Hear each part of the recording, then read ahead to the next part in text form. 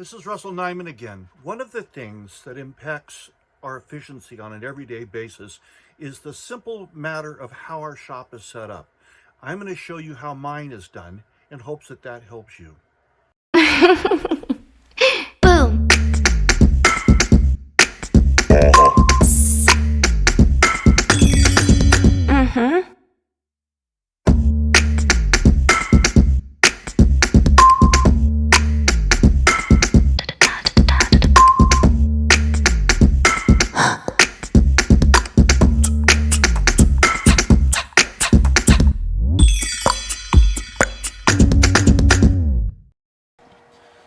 So I'm hoping that this helps you guys set up your shop. I leave my lathe in the center of a room because cleanup is actually essential. I have multiple students come into my shop every day, so I have to clean up 2-3 times every day. And because of that, I need access to both sides of it. It's also handy for instruction if I have a space opposite the lathe for people to stand and watch and listen. But for doing the work, I use sort of a box shape. Here is the lathe, and then right over here, I have my sharpening station.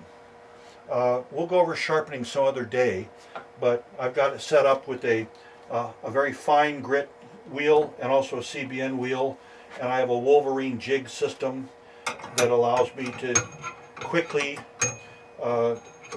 duplicate the same profile every time. And as you move around, you see what happens here is I can stand in the middle of this space, work on my bowl, turn to sharpen, pick up a tool, and go to other supplies. And so this really works for me. It took me 20 years to kind of refine this, so I'm hoping will set off a light bulb. This tool rack is worth a video all by itself. I've made probably 20 of these and sold 19. I've refined it and refined it and refined it. The key here is that there's a little angular kicker bar, little board back here that pushes the bottom out, which pushes the handle in, and this does not care. I can take this little tiny tool and switch places with that. It does not care about the size of the tool.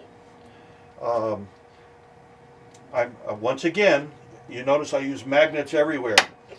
I'm a big believer in using modular handles. All of these go into various handles. And then if you come around here, I've got a whole array of not often used, but when I need them, my hollowing tools, calipers, that sort of stuff. And then this bank of drawers and boxes are everyday items, my polishing, sanding stuff, various inlays. I do a lot of stuff where I add turquoise and aluminum and copper into stuff. A whole box full of jaws.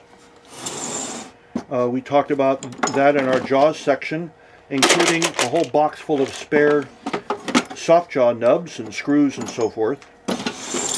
I do a fair amount of metal work on my wood lathe, and so I have a box dedicated to metal accessories. And as a matter of fact, if you look over here, you will see I have a metal working accessory. Now it's limited, but every once in a while I need to retool something, and this little puppy fits right on my jet, and I can turn something down to 1/1000th of an inch, I suppose. I'm not that good at metalworking. More magnets.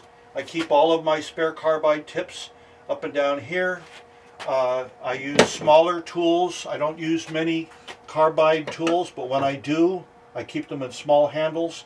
There's a whole array of carbide tool tips, rulers, more. That's a strange little bowl gouge. Here's a Bedan, I think that's called. I'm not positive. This is where I keep my everyday supplies. Glues, Q-tips to apply super glue as a finish, a lubricant, a brake cleaner to clean off some of my tools. The type I buy By the way, I'm a big believer in Instabond super thin glue for most of my repair work and my finishing. And then here is the accelerator. I use brake cleaner, and also somewhere up here I've got a lubricant, a dry lubricant, because a lot of the lubricants we use on lathes, after it works for a while, it becomes very sticky and it gums stuff up. Here's an interesting little thing I made.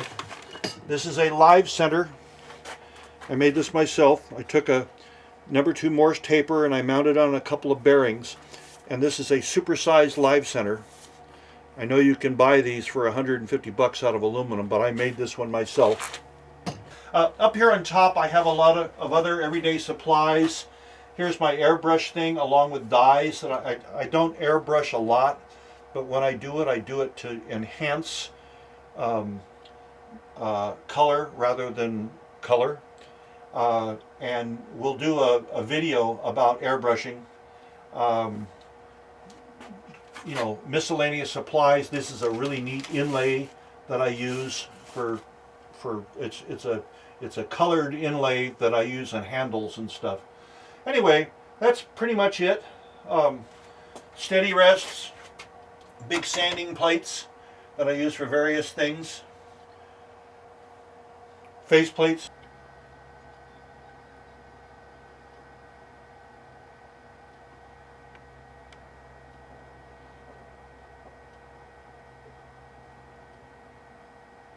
That's my setup. Based on 20 years, this really makes my working shop very efficient.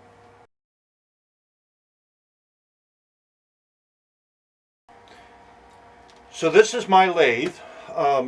It's a Jet 1642. I'm going to say it's about 8 years old. It's 2 horsepower, 220 volts, electronic, variable speed. You change the speeds by just spinning a dial. One of the features of it is it's actually got 2 speed ranges that are belt driven. I almost never put it on the low speed, but it's got it available. A pedometer, an RPM unit. Right now I have it fitted with an adapter, because my chucks, or most of my chucks, are running a 1-inch thread, and the quill is 1 1/4. But you can see the way I've got this set up. This is outside my shop. This is a roll-up door. If I need greater length, I have to open the door and slide this thing back. The headstock does slide. The power head, tailstock, banjo, tool rest. I'm a big believer in magnets. It keeps me from losing things. So I've got a bar of magnets here where I keep all of my common Allen wrenches. Oh, that's interesting. It nailed a screw that I dropped earlier today, and that's another reason why I like magnets. I keep my chuck keys and my live center tips on a very strong magnet that's underneath my tailstock. This thing probably weighs 450 pounds out of the box. I've augmented that. If you look down here, I've augmented that with 500 pounds of sand down here on the lower level. I also added this tray. Now this tray, the 1642s came with little tabs by the manufacturer, and I just put this tray, it's just resting in there. That is a tremendous place for me to keep my chucks, my tool rests, my face plates, and some other odds and ends. Then on the top of these boxes, I have all of my jam chucks. So they're just sitting there waiting to be used. Up here is a safety cage. This swings over when I'm turning something that I consider risky, or I have a student in my shop and I'm a little bit, they seem to be very, very nervous. I'll swing that cage over this object and it'll stop anything. The truth be told, as long as you avoid standing right here, it's very hard to get hit by a piece of wood. I've been doing this 20 years and I've never been injured wood turning, for what it's worth. That's not saying you can't get injured, but I'd argue that it's a pretty safe avocation.